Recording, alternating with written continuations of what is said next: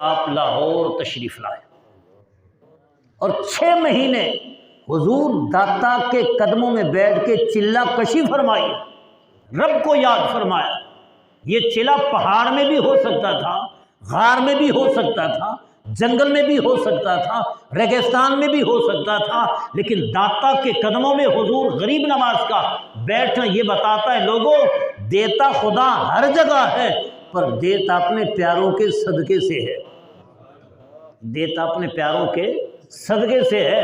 لہٰذا حضور داتا صاحب کے قدموں میں 6 مہینے تک آپ چلہ کش رہے، دنیا سے کٹے رہے، رب کو یاد کرتے رہے۔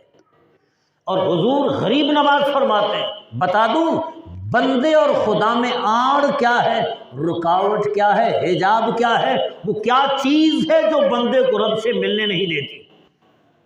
آپ نے فرمایا وہ بندے کا نفس ہے۔ خواہشات نفس کی وجہ سے بندہ رب سے ہٹ چکا ہوتا ہے، کٹا ہوا ہوتا ہے، دور ہوتا ہے، وہ نفسانی خواہشات کے جال میں پھنسا ہوتا ہے۔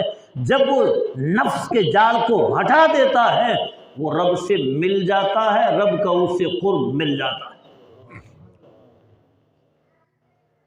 یہاں پر ایک تبصرہ یہ بھی کیا جاتا ہے کہ لوگ بستر لوٹا اٹھا کر جاتے ہیں، چلے کاٹتے ہیں، 40 دن کا ہے، پھر 4 مہینے لگا دیے، پھر سال لگا دیا، اور پھر جاتے جاتے رائے ونڈ پہنچ جاتے ہیں۔ رائے ونڈ ہے تو لاہور میں، لوگ وہاں بھی جاتے ہیں، اور داتا حضور بھی لاہور میں ہے، خواجہ غریب نواز یہاں تشریف لائے، چلہ وہ بھی کاٹتے ہیں، چلہ وہ بھی لگاتے ہیں، اور چلہ یہاں خواجہ غریب نواز نے بھی لگایا اور چلہ کاٹا۔ لیکن جو داتا کے قدموں میں چلہ کاٹ کے ہند پہنچتا ہے تو 90 لاکھ کافروں کو کلمہ پڑھا کے مسلمان بنا دیتا ہے، اور جو ریونڈ کا چلہ کاٹ کے آتا ہے اسے ایک سبق یاد ہوتا ہے، یہ شرک ہے، یہ بدعت ہے، یہ شرک ہے، یہ بدعت ہے۔ جس نے کلمہ پڑھا ان کو بھی دین سے نکالنے کی کوشش کرتے، فرقہ واریت پھیلاتے۔ لہٰذا ان لوگوں کا چلہ اور ہے، حضور غریب نواز رحمہ اللہ کا چلہ اور۔ لیکن جب خواجہ غریب نواز وہاں سے جانے لگے آپ نے ایک شعر کہا، اور وہ شعر صرف نہ تھا، غریب نواز کے دل کی آواز تھی۔ رب نے اس آواز کو اتنی مقبولیت دی، پاپولرٹی دی کہ آج چھوٹا ہو یا بڑا، اپنا ہو یا پرایا، ہر بندے کی زبان پہ وہ الفاظ ہیں جو خواجہ غریب نواز لاہور میں حضور داتا کے بارے کہہ کے گئے۔ فرمایا گنج بخش فیض عالم مظہر نور خدا، ناقصاں را پیر کامل کاملاں را رہنما۔ یہ کلام عام بندے کی زبان سے نکلا ہوا نہیں ہے، یہ غریب نواز کا شعر ہے۔ فرماتے گنج بخش، یہ خزانے بخشنے والا ہے، یہ خزانہ بخشنے والا۔ وہ جی مر گئے، مٹی میں مل گئے، کچھ نہیں کر سکتے، کچھ نہیں دے سکتے، ٹھیک کہتے ہو، تمہیں کچھ ملا نہ ہوگا، تمہیں کچھ ملا ہوتا ایسا تم نہ کہتے، پر ذرا غریب نواز سے پوچھیں کہ کیا واقعی مر کے مٹی میں مل گیا؟ کیا قبر والا کچھ نہیں دے سکتا؟ غریب نواز تو ببانگ دہل کہتے ہیں اور کہلواتے بھی ہیں کہ گنج بخش، یہ عام نہیں ہے، یہ لوگوں کو خزانے بانٹتے ہیں۔ گنج بخش فیض عالم، اور فیض صرف میرے تک محدود نہیں، فیض عالم ہے، عالم کو فیض دینے والے۔ اور کیا آپ عالم نہیں دیکھتے کہ ہر دروازہ بند ہو جاتا ہے؟ دنیا میں دیکھیے ایک مکہ مکرمہ کا دروازہ بند نہیں ہوتا، حرم پاک کا، اور دوسرے نمبر پر رات کو داتا کا دروازہ بند نہیں ہوتا۔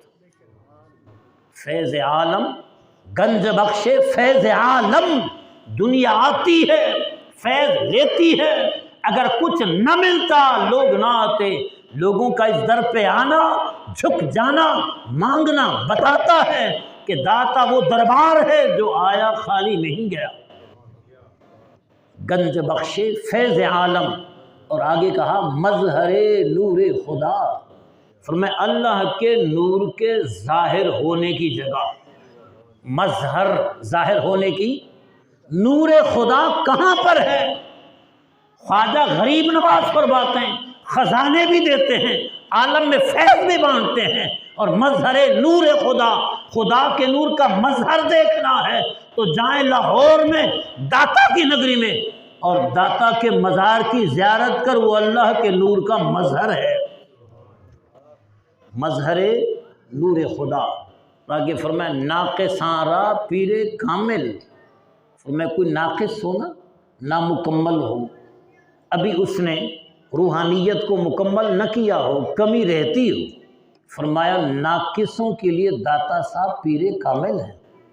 کہیں بھی کوئی ناقص ہے اور اس میں نقص ہے، کمی ہے، کجی ہے، کوتاہی ہے، ابھی منزل مراد کو پہنچا نہیں، کسی بھی قسم کی روحانی کمی ہے، فرمایا ناقصوں کے لیے پیر کامل ہے، اور اگر کوئی کامل جائے تو ان کے لیے کیا ہے؟ فرمایا کاملانہ رہنما، اگر کوئی کامل بھی جائے تو ان کے لیے رہنما ہے۔ یہاں سے کامل بھی رہنمائی پاتے ہیں، یہاں کاملوں کو بھی رستہ ملتا ہے، کاملوں کو بھی گائیڈ لائن ملتی ہے۔